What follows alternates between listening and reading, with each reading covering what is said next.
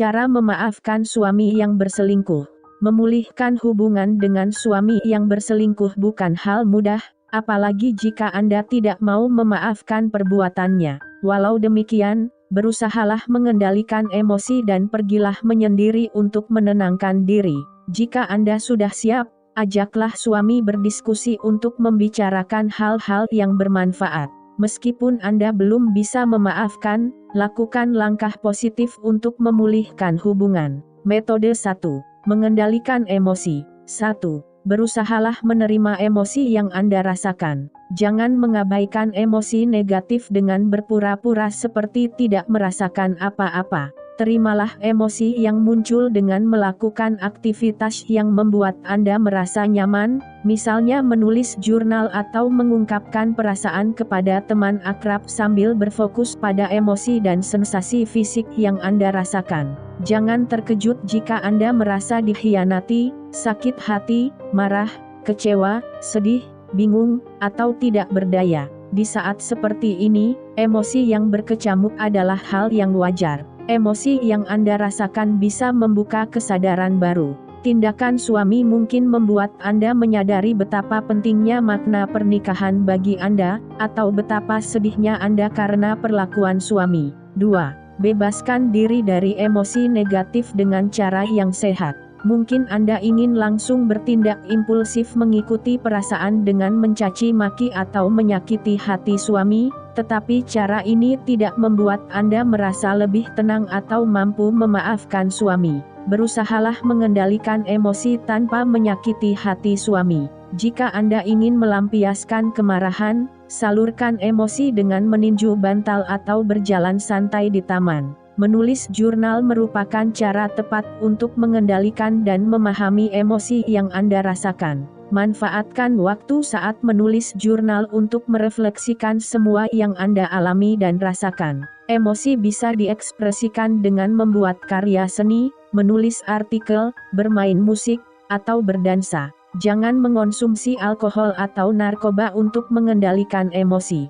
Jangan meluapkan kemarahan kepada suami, teman, anak, dan anggota keluarga yang lain. Jangan mengucapkan kata-kata yang sinis atau bersikap pasif-agresif kepada mereka. 3. Berusahalah menenangkan diri ketika Anda merasa sangat marah.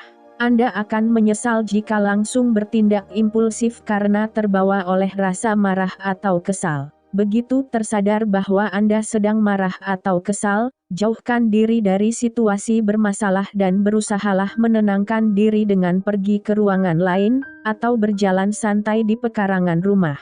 Jangan melontarkan kata-kata kasar atau melakukan tindakan yang melukai perasaan suami, Anda sendiri, atau merusak hubungan. Bernapaslah dalam-dalam beberapa kali untuk merilekskan tubuh dan menenangkan pikiran. Gunakan indera untuk mengatasi emosi negatif. Berfokuslah pada sensasi fisik yang dialami oleh setiap indera untuk menyadari apa yang sedang terjadi. Contohnya, fokuskan perhatian pada berbagai suara yang terdengar di sekeliling Anda, bahkan bunyi langkah kaki di ruang sebelah.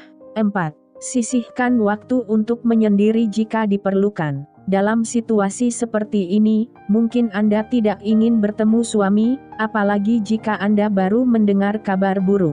Seringkali, perselingkuhan membuat suasana di dalam rumah terasa sangat tidak nyaman. Pertimbangkan apakah Anda perlu menginap di rumah teman atau anggota keluarga untuk sementara waktu. Jika Anda ingin tinggal di rumah, tetapi tidak mau tidur bersama suami, untuk saat ini, tidurlah di kamar yang lain. Keadaan akan lebih rumit jika Anda memiliki anak yang masih kecil. Anda hanya perlu memberi tahu bahwa Anda ingin bepergian di akhir pekan atau tidur di kamar yang lain untuk sementara waktu. Jangan menceritakan apa yang terjadi. Beritahu suami bahwa Anda ingin menyendiri dan ini hanya sementara. Jika memungkinkan, beritahu kapan Anda akan kembali supaya Anda berdua bisa menyiapkan diri sebelum bertemu lagi. 5. Jangan menyalahkan diri sendiri. Keadaan tidak akan membaik dan Anda akan hidup dalam penyesalan jika terus menyalahkan diri sendiri karena suami berselingkuh. Meskipun Anda menyadari bahwa tingkah laku Anda yang menyebabkan perselingkuhan, jangan putus asa. Kalau Anda merasa ikut bertanggung jawab atas kejadian ini, buktikan tanggung jawab Anda, tetapi jangan menyalahkan diri. Alih-alih menyalahkan diri, tunjukkan belas kasih kepada diri sendiri dengan berbuat baik dan berusaha memahami diri sendiri. Belajarlah mencintai diri sendiri dengan menjaga kesehatan fisik dan mental serta berbelas kasih kepada diri sendiri dan orang lain. Metode 2. Berkomunikasi dengan suami. 1. Tanyakan hal-hal yang ingin Anda ketahui. Banyak pasangan yang tidak mau mendengar cerita perselingkuhan secara mendetail, tetapi lebih baik ditanyakan jika hal ini membuat Anda mampu memaafkan suami dan terbebas dari sakit hati. Ajukan pertanyaan yang melibatkan emosi, bukan yang membutuhkan logika. Contohnya, alih-alih bertanya di hotel mana mereka bertemu, tanyakan mengapa ia berselingkuh supaya Anda lebih mudah memaafkan. Ajukan pertanyaan yang jawabannya Anda butuhkan. Contohnya, tanyakan apakah ia sudah memeriksakan diri atau mau diperiksa untuk memastikan apakah ia terinfeksi, atau mengidap penyakit yang ditularkan melalui hubungan seksual. Tanyakan apakah ia akan meninggalkan Anda atau ingin tetap bersama Anda dan memperbaiki hubungan. Dengan melakukan klarifikasi secepatnya, Anda bisa memutuskan langkah selanjutnya dan menyusun rencana untuk masa depan. 2. Ungkapkan apa yang Anda rasakan. Setelah mengetahui bahwa suami berselingkuh, mungkin Anda akan merasa takut dan khawatir karena memikirkan apakah ia akan berselingkuh lagi. Jika Anda ragu apakah ia masih mencintai Anda, atau tidak bisa menerima perbuatannya karena merasa diperlakukan semena-mena, katakan apa adanya. Ia harus tahu betapa besar dampak kejadian ini bagi Anda dan kesulitan yang Anda hadapi untuk memaafkannya. Saat mengungkapkan perasaan, gunakan kata saya atau aku supaya Anda terfokus pada diri sendiri. Dengan demikian, Anda bisa mengekspresikan diri tanpa menyalahkan atau mempermalukan suami. Sebagai contoh, Anda bisa mengatakan, "Aku benar-benar sedih dan kecewa." 3. Dengarkan saat suami mengungkapkan perasaan. Mungkin ia akan memberikan alasan atau menyatakan penyesalan, kesedihan, dan rasa bersalah. Anda akan merasa lega saat mendengar suami mengatakan bahwa ia menyesali perbuatannya dan bisa memahami perasaan Anda. Mungkin Anda membutuhkan waktu untuk mempercayai bahwa ucapannya benar dan bisa dipercaya. Jika Anda berdua ingin mempertahankan pernikahan, pastikan ia benar-benar menyesali perbuatannya. Anda harus memenuhi tanggung jawab sebagai istri dan ibu yang baik, tetapi jangan mau dipersalahkan. 4. Terapkan batasan saat membahas perselingkuhan. Jangan biarkan perselingkuhan menjadi isu yang paling penting bagi Anda berdua. Alih-alih mengabaikan masalah ini, pastikan Anda tidak hanya membicarakan perselingkuhan. Batasan membantu Anda berdiskusi dengan cara yang tepat dan bermanfaat. Contohnya, buatlah kesepakatan bahwa Anda berdua boleh membahas masalah ini jika tersedia cukup waktu untuk berdiskusi dengan tenang. Jika topik pembicaraan hanya terfokus pada perselingkuhan, tentukan batasan yang disepakati bersama. Contohnya, Anda berdua boleh membahas masalah ini hanya sekali sehari atau seminggu sekali. Jika ada anak yang masih kecil, sepakati bahwa Anda berdua tidak akan membicarakan masalah ini dengan anak. 5. Konfirmasikan kelanjutan hubungan Anda berdua. Jika Anda bersedia memaafkan dan ingin melanjutkan hubungan, pastikan suami menginginkan hal yang sama dan mengatakan sendiri bahwa ia mau memulihkan hubungan. Jika ia belum bisa memutuskan atau sepertinya ingin bercerai, diskusikan hal ini lebih lanjut. Apabila Anda ingin bercerai, sampaikan keputusan ini kepada suami. Buatlah komitmen baru jika Anda berdua ingin tetap bersama dan berusahalah memperbaiki hubungan. Keintiman fisik bisa terjalin lagi jika Anda sudah siap.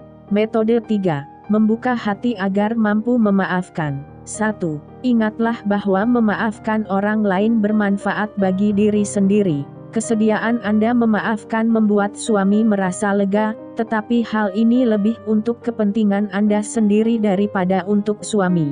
Memendam kemarahan dan kekecewaan membuat Anda sendiri yang menderita, bukan suami. Memaafkan berarti membebaskan diri dari sakit hati dan kemarahan, sehingga Anda mampu melupakan pengalaman buruk dan kembali menjalani keseharian dengan tenang. Apapun keputusan Anda, ingin tetap bersama atau bercerai, melupakan apa yang terjadi dan memaafkan suami bermanfaat bagi diri sendiri. Memaafkan suami bukan berarti harus mempertahankan pernikahan kalau Anda tidak mau.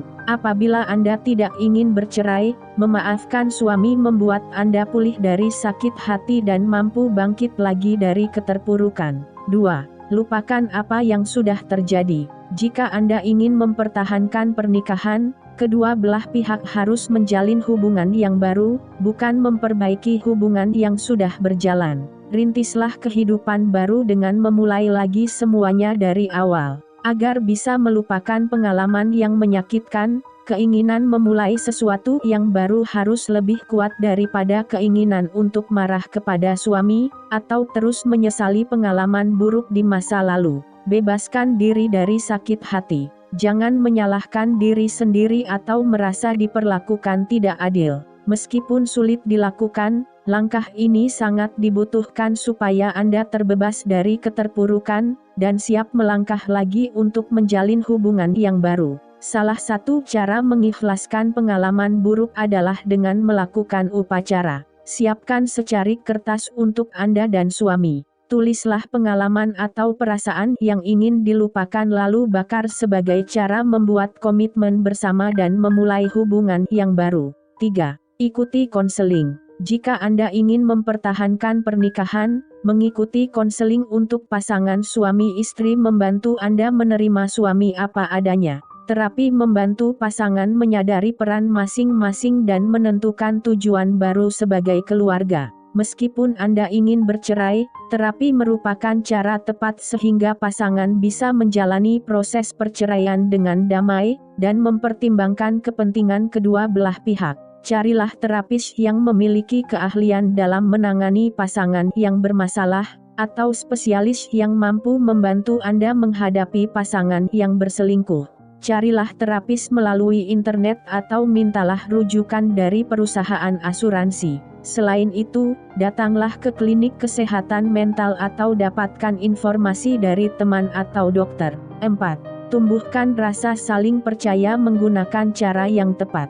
Mengecek ponsel atau surel suami bukan cara menumbuhkan rasa percaya sebab akan berdampak negatif bagi Anda berdua. Agar bisa membangun kembali rasa saling percaya, kedua belah pihak harus berkomunikasi dengan jujur dan penuh keterbukaan. Belajarlah mempercayai perkataannya, alih-alih mempertanyakan atau menyangsikan ucapannya. Memulihkan kepercayaan bukan hal mudah dan membutuhkan waktu, tetapi yakinlah bahwa Anda mampu melakukannya. Sinisme dan keraguan merupakan kendala yang menghambat pulihnya rasa percaya. Berkonsultasilah dengan konselor jika Anda tidak bisa memulihkan kepercayaan kepada suami. 5. Tingkatkan kualitas hubungan. Sambil menjalin hubungan baru dengan suami, berusahalah membangun kedekatan dan jadilah pasangan yang harmonis. Jika selama ini Anda berdua kesulitan berkomunikasi, perbaiki kemampuan berkomunikasi dan berbicaralah dengan jujur. Kalau hubungan seks pernah memicu masalah, carilah cara yang menyenangkan untuk Anda berdua. Berikan dukungan satu sama lain dengan cara baru yang bermanfaat. Sebagai contoh, siapkan buku untuk mencatat pemikiran, harapan, dan impian Anda berdua. Tulislah secara bergantian dan saling mendukung. Terapis bisa memberikan pengarahan dan dukungan jika Anda belum tahu cara meningkatkan kualitas hubungan. Metode 4. Mencari dukungan. 1. Ceritakan masalah Anda kepada teman yang paling akrab dan anggota keluarga. Mengalami kejadian seperti ini akan terasa sangat sulit jika Anda menghadapinya sendirian. Ceritakan pengalaman ini kepada teman atau anggota keluarga yang Anda percayai. Jika Anda mengenal seseorang yang pernah mengalami kejadian yang sama, mungkin ia adalah orang yang tepat untuk diajak berbicara. Jelaskan apakah Anda ingin didengarkan dan atau meminta nasihat supaya ia bisa memberikan respons yang Anda butuhkan. Kalau informasi yang Anda sampaikan harus dirahasiakan, mintalah ia menyimpan sendiri informasi ini.